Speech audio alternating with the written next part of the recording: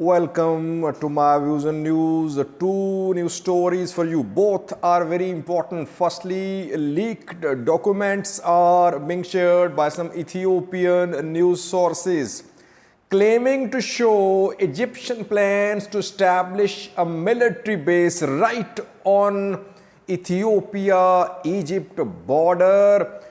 Documents show an agreement signed between Egyptian Chief of Staff and Sudanese Army Chief Abdul Fattah al-Burhan. What are the contents of this agreement? Detailed for you. Secondly, viewers, two-day meeting of the Holy Synod of the Orthodox Church has been concluded.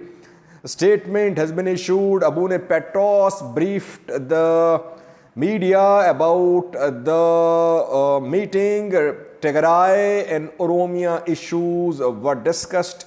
Some decisions have been made about the division between Tigray Orthodox Church and the main church and the ongoing challenge from Oromia, where we are seeing that at several dioceses, church services by the main church are suspended. Other groups based in Oromia are in charge of the diocese. We have details for you of the decisions made by the church. Firstly, viewers, leaked documents are being shared by some Ethiopian news sources claiming to show that Egypt was planning to establish a military base on Ethiopia-Egypt border. We know that Egypt is seen as an ally, as a rival in Ethiopia. Why? Because Egypt has been opposing construction of grand Ethiopian Renaissance Dam being built in Ethiopia over a river Nile. More than 90% construction has been completed, but Egypt has been trying to put pressure upon Ethiopia through Arab League, through EU, through US to stop Ethiopia or to force Ethiopia to sign a legally binding agreement about the operation of the dam. Ethiopia has been resisting the signing of the agreement. Ethiopia is going to start the fourth filling of the dam in coming days. Egypt has long been trying to have military presence close to Ethiopian borders. Egypt tried to establish a military base in Djibouti. Ethiopia intervened, then in Somaliland and Somalia as well. Egypt has been trying to establish military bases. It could not succeed. And we know that more than a year ago, Egyptian Chief of Staff and Sudanese Army Chief Abdul Fattah al-Burhan signed a security cooperation agreement. Chief of Staff of Egypt Farid Higazi and Abdul Fattah al-Burhan signed the agreement reportedly. Now, an Ethiopian news source has shared details of the agreement, and the news source has leaked some documents. Abdul Fattah al-Burhan agreed to recognize Egyptian sovereignty over disputed territories on Egypt-Sudan border territories like Khalib and Shalatin. And secondly, importantly, this document, we don't know if it is true or not, this document shows that Abdul Fattah al-Burhan agreed that Egypt should be allowed to have two military bases in Sudan. One in Wad al-Mahi, which is in Blue Nile State, I think, and second one in Al-Fashaga. Al-Fashaga, the disputed strip of land on Sudan-Ethiopia border. Alarming development if Abdul Fattah al-Burhan agreed. We don't know about the authenticity of this document. No denial from Sudanese government so far. Did Sudan agree to establishment of Egyptian military base in Al-Fashaga? We'll have to wait and see. I think it was a provocative decision if Al-Burhan agreed. It was decision which has implications of serious rising of tensions on Ethiopia Sudan border. Ethiopia would never allow Egypt to be so close to its borders militarily.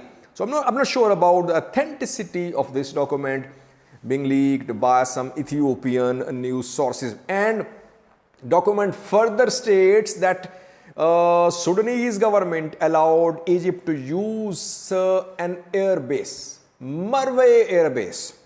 And Egypt is using Marway air base. When this war started in Sudan on the 15th of April last month, Egyptian soldiers were captured by Rapid Support Force members from Marway.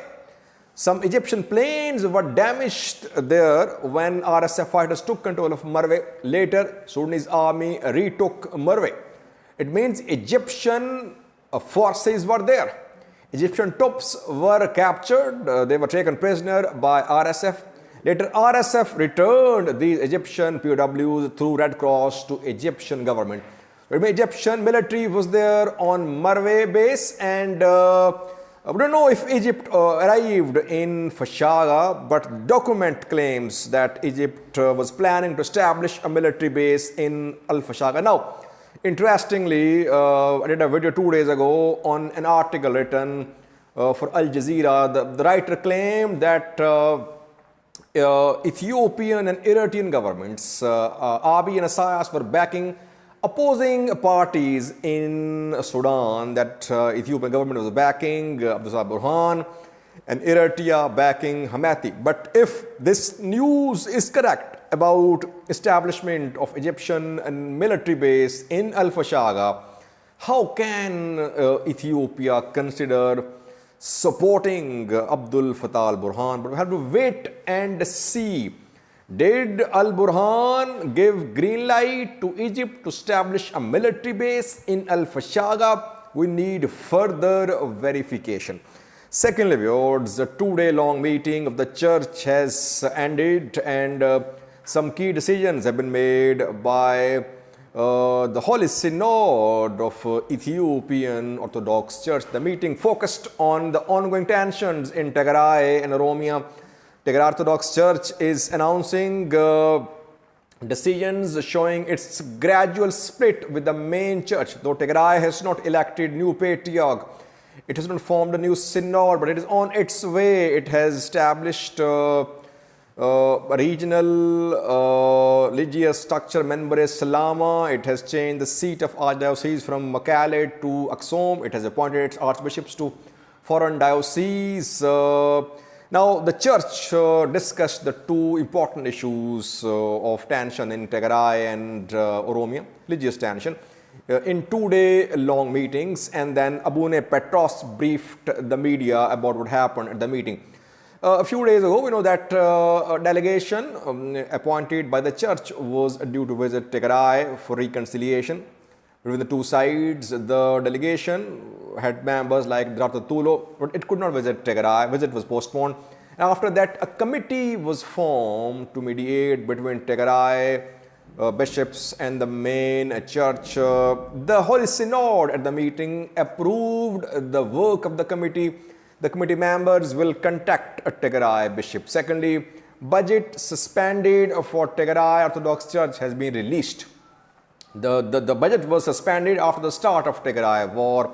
Tigray bishops' salaries were suspended as well. The budget has been now restored. And thirdly, emergency assistance program is going to be launched by the church for the people, for the churches of Tigray. Where was the church when the war was ongoing in Tigray? Back then, Tigray Orthodox Church needed assistance. Tigray bishops needed salaries. No one cared about it.